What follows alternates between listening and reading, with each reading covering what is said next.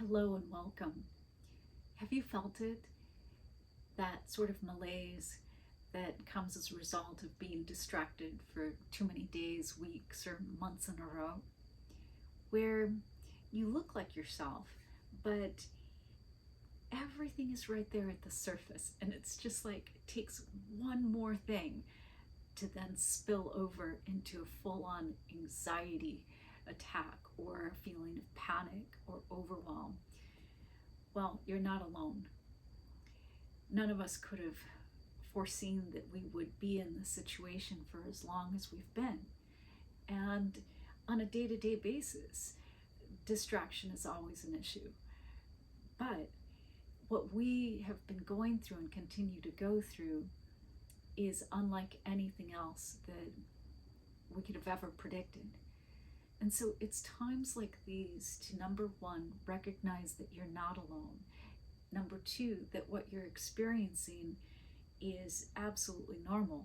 Of course, we're feeling more distracted, on edge, and not quite ourselves. And the number three, there are things that we can do. There are ancient technologies that have been passed down to offer us an opportunity to take all that disruption where the mind is really turbulent and not flatline it, but calm it down like a nice rolling wave. And using those technologies will help us to create a little bit of space. I'm not saying that this is going to solve everything and you won't be distracted anymore. I'm not saying that. But between the situation or the catalyst and the response, instead of those things being one on top of each other and completely jumbled up, this gives us an opportunity to experience the catalyst and even a little bit of space, if it's not a huge space, before we respond. Otherwise, we fall into this continuous trap of over responding or reacting rather than having a mindful response to what the situation is or to what that catalyst or trigger was. And it can look like where a situation is unfolded and you've been triggered and your response is completely out of proportion to what the situation or to what that person has said or not said or done or not done. And that's when we know that we need to just pull it back and regain control. And I know that's possible. It's why meditation and mindfulness practices are so essential in this point more than ever. So let's do this.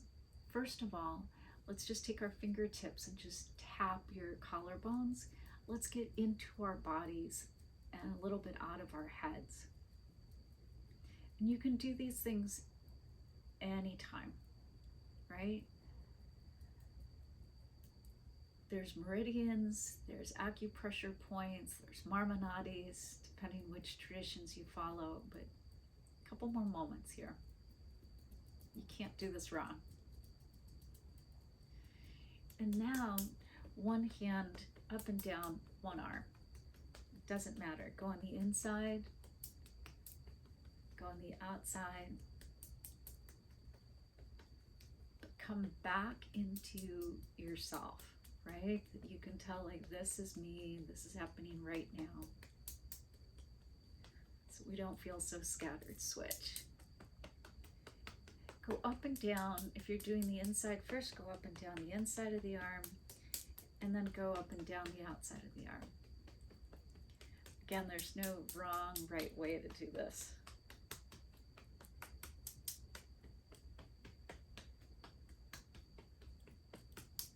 A little bit more here with the arm. Second side always seems like it gets less, so just making sure that we're not doing less. And then rub your hands together, create a little friction, a little heat. And just put them over your cheeks, your sides of your face. Feel that warmth. Rub them together. And you can rub your hands together for longer or shorter than what I'm doing with you here.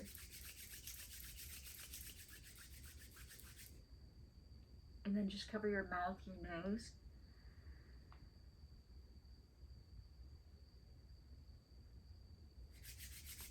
Rub again.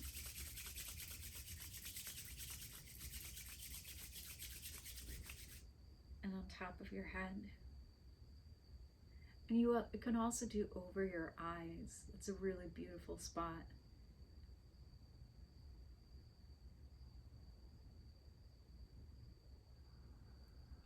And now just rub the sides of your throat here. You can actually feel these muscles.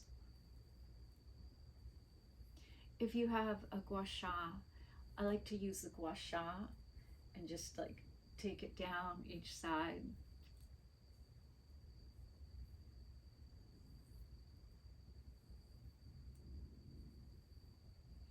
And with your thumbs, they're at the back of your jaw, and it may be tender. It may actually feel like ouch, because sometimes we don't even know that where we're carrying all these tensions. Just making little circles, light pressure, don't overdo it. And then you just move your thumbs a little bit, go along the jawline, little circles.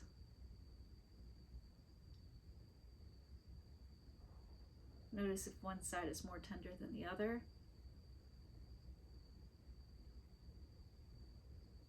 For me, it's my right side. I can totally feel that.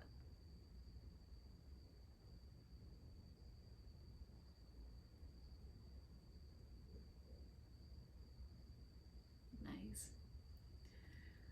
Take one hand to your belly, one hand to your heart. Inhale through the bottom hand, all the way to the upper hand. Exhale from the top of your lungs out through the bottom. Let your bottom hand feel like it's pulling in towards your spine. Inhale again, balloon your belly. Carry the breath up. Exhale, top,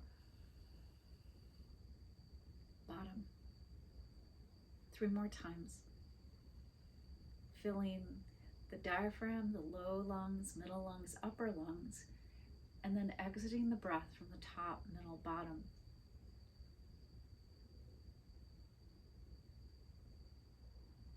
It's okay to expand your belly, yeah? Really feel it push out.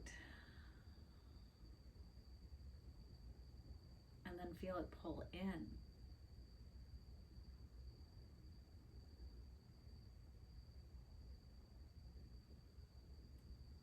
And then anything that's restful with your hands.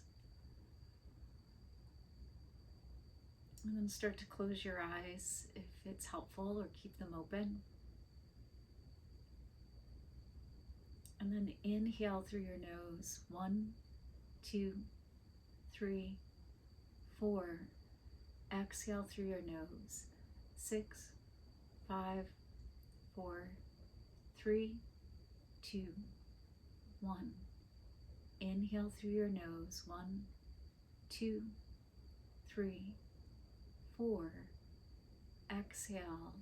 7, 6, 5, 4, 3, 2, 1. Inhale.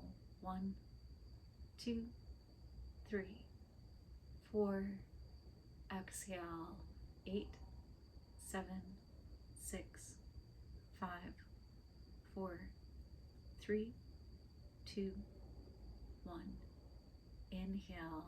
1, 2, 3, 4.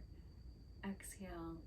8, 7, 6, 5, 4, 3, 2, 1. Inhale. 1, 2, 3, 4. Exhale. 8, 7, 6, 5, 4, 3, 2, 1. Let your breath just fall back into the background. And just notice how you're feeling.